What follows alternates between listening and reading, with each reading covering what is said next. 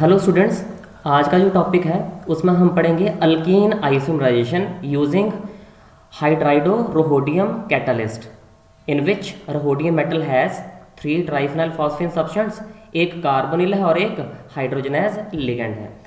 Alkyne isomerization के दो mechanisms हैं। पहला मैकेनिज्म है अल्काइल मैकेनिज्म, जो आज हम पढ़ने जा रहे हैं। जो ओवरऑल प्रोसेस है अल्कीन आइसोमराइजेशन का, वो आपको नीचे ये रिएक्शन की फॉर्म में दिखाया हुआ है, यू कैन सी हियर। पहले जो डबल बॉन्ड है वो टर्मिनल है, this is but one ene, okay. और in the presence of this catalyst it is now isomerized to but two ene, जिसमें डबल बॉन्ड अब सेकंड पोजीशन के ऊपर पहुंच चुका है। अब ये जो कैटालिस्ट है, ये कैटालिस्ट नॉन टर्मिनल, पहले जो ब्यूट वन इन थी ये टर्मिनल अल्कीन थी, और जो ब्यूट टू इन है ये नॉन टर्मिनल अल्कीन है, इंटरनल अल्कीन है। ये जो रोहोडियम कैटालिस्ट है ये नॉन टर्मिनल अल्कीन्स की रिडक्शन या हाइड्रोजनेशन नहीं कर सकता, इसलिए रिएक्शन यहीं पे रुक जाएगी और हमें क्या मिलेगा, ब्यूट वन इन से ब्यूट टू इन। अब इस कैटालिस्ट के बारे में कुछ इंफॉर्मेशन हम थोड़ी सी गेन कर लेते हैं। ये जो कैटालिस्ट है ये 5 कोऑर्डिनेटेड कैटालिस्ट है, जिसमें ज्योमेट्री क्या है, ट्रायगोनल बाई पिरामिडल। जो नाम है इसका आईयूपीएसी नेम वो है कार्बोनिल हाइड्राइडो ट्रिस ट्राइफिनाइल फॉस्फेन रोहोडियम 1। सो यहाँ पे जो मेटल है इसकी ऑक्सीडेशन स्टेट रोहोडियम की 1 है। ये एक 18 इलेक्ट्रॉन कंपाउंड है। कैसे? रोहोडियम के वैलेंशियल इलेक्ट्रॉन्स 9 है, 3 ट्राइफिनाइल फॉस्फेन है, हर एक 2 इलेक्ट्रॉन कंट्रीब्यूट करेगा। उसके बाद हमारे पास एक CO ग्रुप है, वो भी 2 इलेक्ट्रॉन्स कंट्रीब्यूट करेगा। और then we have 1 hydrogen as hydride, वो 1 इलेक्ट्रॉन की कंट्रीब्यूशन करेगा। जो टोटल इलेक्ट्रॉन की कंट्रीब्यूशन है वो 9 + 6 + 2 + 1, तो ये ऑलरेडी 18 इलेक्ट्रॉन कंपाउंड है एंड इज कोऑर्डिनेटिवली सैचुरेटेड। ये ऑलरेडी सैचुरेटेड कॉम्प्लेक्स है। तो अगर हमें इसकी एक्टिव फॉर्म चाहिए है तो इसको एक्टिव बनाने के लिए we have to remove its one of the triphenyl substituent so that कि ये 18 इलेक्ट्रॉन स्पीशीज से कितना बन जाए, 16 इलेक्ट्रॉन स्पीशीज, और ये कोऑर्डिनेटली अनसैचुरेट हो जाए। इस कंपाउंड की मेन एप्लीकेशंस क्या है एज कैटालिस्ट? तो पहली एप्लीकेशन है वो है it causes the homogeneous hydrogenation of terminal alkenes only. थोड़ी देर पहले भी आपको बताया ये नॉन टर्मिनल अल्कीन्स की हाइड्रोजनेशन नहीं करता। और दूसरा क्या है, अगर कोई टर्मिनल अल्कीन है तो ये उसको नॉन टर्मिनल अल्कीन में भी आइसोमराइज कर देगा। तो आइसोमराइजेशन क्या है, जिसमें डबल बॉन्ड की पोजीशन अल्कीन्स में डिफरेंट हो जाएगी। तो साइमल्टेनियसली दोनों तरह के प्रोसेस चलते हैं। अगर मैं कोई एक अल्कीन लेके चलता हूँ, जैसे मैंने ये लिख दिया, मैंने ब्यूट वन इन ली, तो मेरे पास हाइड्रोजनेशन वाला प्रोडक्ट भी बनेगा ब्यूटेन, और साथ में इसमें एक प्रोडक्ट और बनेगा और वो होगा ब्यूट टू इन। तो अल्केन के साथ साथ आइसोमराइज्ड अल्कीन भी बनेगी। अब क्योंकि ये जो अल्कीन बन रही है ये नॉन टर्मिनल है, ये आगे इसको रिड्यूस नहीं करेगा, तो ये मिक्सचर में एज इट इज रहेगी। तो हम बेसिकली यहाँ पे 2 प्रोडक्ट हमें मिलेंगे, एक अल्केन और एक आइसोमराइज्ड अल्कीन, ओके। अब कैसे ये अल्काइल मैकेनिज्म चलता है इसका मैं थोड़ा सा बेसिक इन्फॉर्मेशन आपको पहले बेसिक डिस्कशन इसके बारे में कर लेते हैं। मान लो मेरे पास ये एक मेटल है, इस मेटल में 16 इलेक्ट्रॉन काउंट है और भी लिगेंड जुड़े हुए हैं, और इसके पास एक वेकेंट साइट है। ध्यान से देखना, दिस इज़ वेरी इंपॉर्टेंट। इसके बाद मैं अगली स्लाइड में कैटालिटिक साइकिल शो करूँगा, वहाँ पे ज़्यादा डिस्कशन ही होगा, तो डिस्कशन वाला पार्ट यहीं पे डिटेल में एक्सप्लेन किया जा रहा है। मेटल के पास है एक वेकेंट साइट और मेटल 16 इलेक्ट्रॉन कंपाउंड है। अगर 16 इलेक्ट्रॉन कंपाउंड है it will very easily coordinate with alkyne. अब वो मान लो अल्कीन मैंने ये लिख दी, ठीक है, यहाँ पे मिथाइल ग्रुप होगा तो ये ब्यूट वन इन होगी, this is terminal alkyne, okay. तो ये अल्कीन यहाँ पे जहाँ पर वेकेंट साइट बनी है यहाँ पे कर जाएगी कोऑर्डिनेट। मैं इसको पूरा कार्बन एटम और हाइड्रोजन एटम्स ओपन करके इसके लिख रहा हूँ, तो आई हैव दिस वन। तो ये अल्कीन कोऑर्डिनेटेड कॉम्प्लेक्स बन गया। अब क्योंकि इलेक्ट्रॉन 2 और बढ़ जाएंगे अल्कीन के थ्रू, तो इस केस में जो हमारे पास काउंट आएगा इलेक्ट्रॉन्स का वो हो जाएगा अब 18 इलेक्ट्रॉन काउंट, ओके। और क्योंकि ये जो कैटलिस्ट हैं इन कैटलिस्ट में पहले से ही एक हाइड्राइड लिगेंड प्रेजेंट है, तो यहाँ पे भी एक हाइड्राइड लिगेंड मैंने लगा दिया, क्योंकि हम जो अल्कीन की आइसोमराइजेशन कर ही तब पाएंगे जब हमारे पास पहले ही कैटलिस्ट क्या है, एक हाइड्राइड कॉम्प्लेक्स है। सो दिस इज कैटलिस्ट या उसकी एक्टिव फॉर्म हम यहाँ पे लिख सकते हैं, जो एक्टिव फॉर्म है उस कैटालिस्ट के। अब इस H की होगी माइग्रेशन, माइग्रेटरी इंसर्शन होगी। Now there are two possibilities कि ये H माइग्रेट करे। पहली पॉसिबिलिटी क्या है कि ये H इस कार्बन के ऊपर माइग्रेट कर जाए। अगर ये इस कार्बन के ऊपर माइग्रेट करेगा तो मेटल इस कार्बन के साथ बॉन्ड बना लेगी और हमारे पास क्या बन जाएगा, MCH2 CH2 CH2R। ओके, तो ये वाला हाइड्रोजन इस कार्बन के ऊपर जुड़ गया, इसका भी CH2 बन गया, यहाँ मेटल जुड़ गई, ये भी CH2 बन गया, तो मेटल CH2 CH2 CH2R। तो ये हमारे पास एक बना linear alkyl coordinated compound, linear alkyl coordinated compound. Now what is the second possibility? जो सेकंड पॉसिबिलिटी है उसमें ये जो H है it can coordinate to the second carbon atom, जो CH2 वाला ग्रुप है उसके साथ ये H कोऑर्डिनेट कर सकता है। ध्यान से देखना। Now this H can, let me draw it in a different colour. अब ये H मान लो इस कार्बन के साथ जुड़ जाता और इन सभी को क्या कहते हैं, this are called 1-2 migratory insertions, 1-2 migratory insertion. इस तरफ भी क्या होगी, 1-2 माइग्रेटरी इंसर्शन, बट ये दूसरे कार्बन एटम पे होगी, डबल बॉन्ड में, क्योंकि दो कार्बन एटम है जो डबल बॉन्ड के थ्रू जुड़े हुए हैं, तो पहले केस में हम पढ़ चुके हैं। अब अगर H यहाँ जुड़ेगा तो मेटल इस कार्बन के साथ बॉन्ड बना लेगी। ओके, तो अब क्या बन जाएगा, now we will get metal, metal जुड़ी इस कार्बन के साथ, तो we will get now CH, और एक तरफ को आ जाएगा CH3, दूसरी तरफ को आ जाएगा CH2 एंड R। तो ये बना branched alkyl group, branched alkyl group यहाँ पे अब कोऑर्डिनेट किया हुआ। So there are two possibilities, एक लीनियर अल्काइल ग्रुप बन रहा है और दूसरा ब्रांच्ड अल्काइल ग्रुप बन रहा है। यहाँ पे जो ब्रांच्ड अल्काइल ग्रुप है ये ज़्यादा बल्की है तो इट इज़ अनस्टेबल, और जो लीनियर वाला है ये स्टेबल है, it is more stable than branched group, alkyl group. अब क्योंकि ये अनस्टेबल है, now it will try to revert back, ये वापस अपने जो हाइड्रोजन है लूज करने की कोशिश करेगा। और वो कैसे करेगा, नाउ सी हियर, मैं इसी ग्रुप को यहाँ पे लिख रहा हूँ, मैंने लिखा CH, इस तरफ को मैंने लिख दिया CH2H, जो मैंने CH3 ग्रुप था उसको ओपन करके लिख लिया इस तरह से, और इस तरफ को क्या है हमारे पास CH2R। अब क्या होगा, there will be beta hydride elimination, ठीक है। So it's beta hydride elimination में क्या होगा, ये जो मेटल है this will undergo agostic hydrogen interactions, और ये कौन सी होंगी, they will be open agostic hydrogen interactions इस हाइड्रोजन के साथ जो मिथाइल ग्रुप का था, टर्मिनल ग्रुप का था।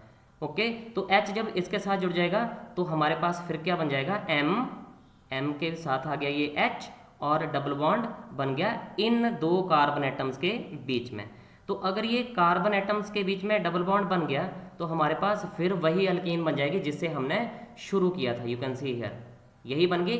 तो इस केस में आइसोमराइजेशन नहीं होगी। ओके, इस केस में आइसोमराइजेशन नहीं होगी। अब दूसरा केस देखो,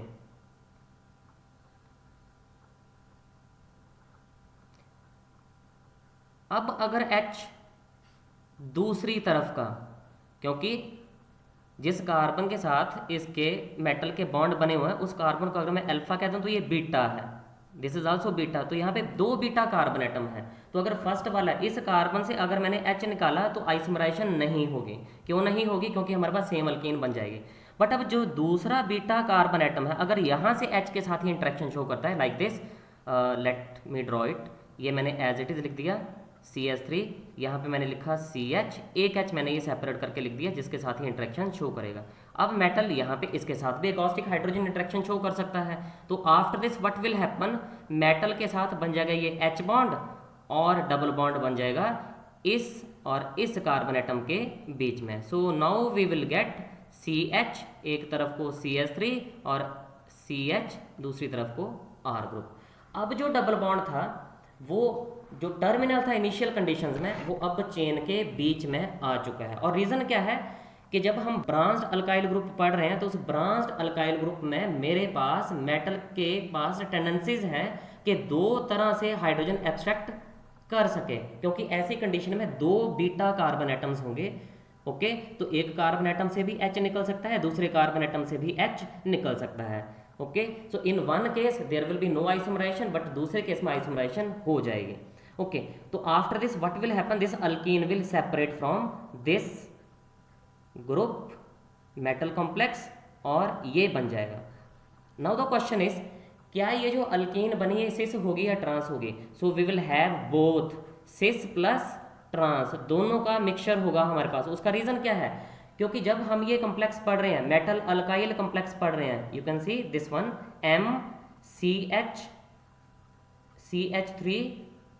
CHR और CH2R, ये जो कॉम्प्लेक्स में कार्बन कार्बन सारे सिंगल बॉन्ड है, और आपको पता है अच्छी तरह से सिंगल बॉन्ड के through rotations are very easy. तो ये सिस भी बन सकता है, ये ट्रांस भी बन सकता है, बिकॉज डबल बॉन्ड में रोटेशंस रिस्ट्रिक्टेड होती हैं, बट अगर सिंगल बॉन्ड बन गया है उसका, तो कार्बन कार्बन सिंगल बॉन्ड जो है उसके through rotations are freely possible, और उस वजह से जो आर ग्रुप मान लो ऊपर है, वो रोटेशन की वजह से हो सकता है आर ग्रुप नीचे आ जाए, तो सिस भी बन सकता है और ट्रांस प्रोडक्ट की फॉर्मेशन भी हो सकती है। सो this is very important. Okay, इसमें सिस और ट्रांस दोनों ही प्रोडक्ट्स बनेंगे। ओके, अब मैं बेसिक जो इसका मेन कैटालिटिक साइकिल है उस तरफ मैं मूव कर रहा हूँ। So in the next slide we will discuss the mechanism of the alkene isomerization. So this is the actual catalyst. एक 18 इलेक्ट्रॉन है इस कंपाउंड में, ऑक्सीडेशन स्टेट रोडियम की है 1। अब क्योंकि पहले ही कोऑर्डिनेटली सैचुरेटेड है, it will lose its one of the triphenyl phosphine, यहाँ से अपना एक ट्राइफिनाइल फॉस्फीन सब्सटेंट लूज कर देगा। ओके, लूज करने के बाद we will get a square planar 16 electron compound. But अब ये हो चुका है कोऑर्डिनेटली अनसैचुरेटेड, और इसमें अब एक वेकेंट साइट खाली है, और वहां पर हम क्या कोऑर्डिनेट कर सकते हैं? We can coordinate there an alkene, और अल्कीन जिसकी हमने आइसोमराइजेशन करनी है। सो ये अल्कीन है जो यहाँ पे कोऑर्डिनेट करेगी। तो जब अल्कीन कोऑर्डिनेट कर जाएगी, again we will get that trigonal bipyramidal geometry. But इन सभी कॉम्प्लेक्सेस में मेटल की ऑक्सीडेशन स्टेट रिमेन्स सेम, ये कहीं पे भी चेंज नहीं हो रही, क्योंकि इस पूरे कैटालिटिक साइकिल में हम कहीं ऑक्सीडेटिव एडिशन नहीं पढ़ने जा रहे हैं। तो इसमें जो पहला स्टेप है, पहला स्टेप इसको लिख देते हैं। What is the first step? It is the dissociation of triphenyl phosphine. दूसरा स्टेप क्या है? Alkene coordination. अल्कीन कोऑर्डिनेट करके now there are two possibilities इस H को शिफ्ट करने की। ये H इस कार्बन एटम के साथ भी जा सकता है, ये H इस कार्बन एटम के साथ भी जुड़ सकता है। तो फर्स्ट जो केस है, मान लो ये H जुड़ता है इस कार्बन एटम के साथ CH2 के साथ, तो मेटल किसके साथ बॉन्ड बना लेगी?